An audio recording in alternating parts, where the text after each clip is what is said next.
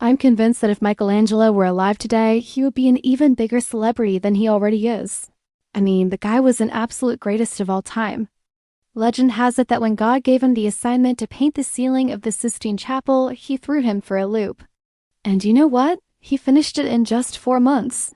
That's impressive, but here's the thing. It took him 4 years to plan it. He studied human anatomy, he sketched, he thought about perspective, he mixed paints, he tested them out on the walls. He worked tirelessly to make sure every brushstroke was perfect. And then he painted like a madman for 4 months straight. And I gotta say, the result was worth it. The detail, the color, the emotion, it's all so lifelike. You can almost reach out and touch it.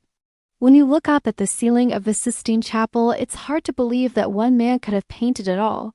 There are 342 figures in total, each one unique and beautiful. Some are serene, some are dramatic, some are just plain weird. But they're all brought to life by Michelangelo's masterful brushwork. You can see the muscles ripple under their skin.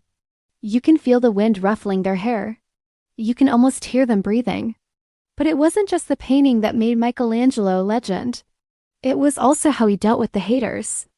I mean, there were plenty of people who thought he was out of his mind, taking on such a huge project with such a short deadline. But he didn't let them stop him. He just kept painting. And in the end, he proved them all wrong. But you know what else is weird? The fact that we don't know much about him. I mean, we know he was born in 1475 in a small Italian town, and we know he died in 1564 in Rome. But in between those dates, there's a big fat question mark. We don't know much about his personal life or his thoughts or even what he looked like. Most of what we know comes from a few letters he wrote and some stories that other people told about him. One story has it that he was a bit of a drama queen. Apparently, he had a habit of throwing tantrums when he was frustrated, which happened a lot when he was painting the ceiling. Another story has it that he was a bit of a loner. He spent so much time on the ceiling that he didn't have much time for friends or family.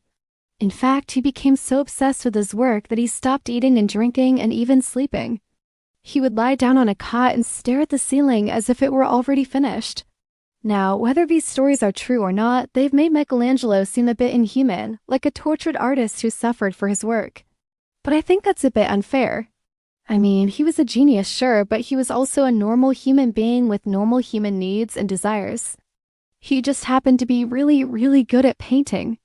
In fact, I think the stories make him seem even more relatable, like he was a guy who was passionate about his work, so much so that he lost himself in it. But that's not necessarily a bad thing. Sometimes when you lose yourself in your work, that's when you create something great.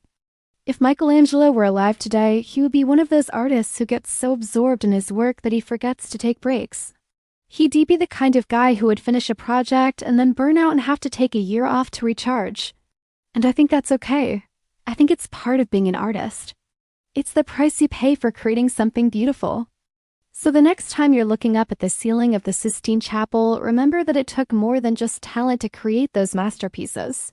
It took a lot of hard work, planning, dedication, and passion. It took a genius. Thanks for watching. See you next time.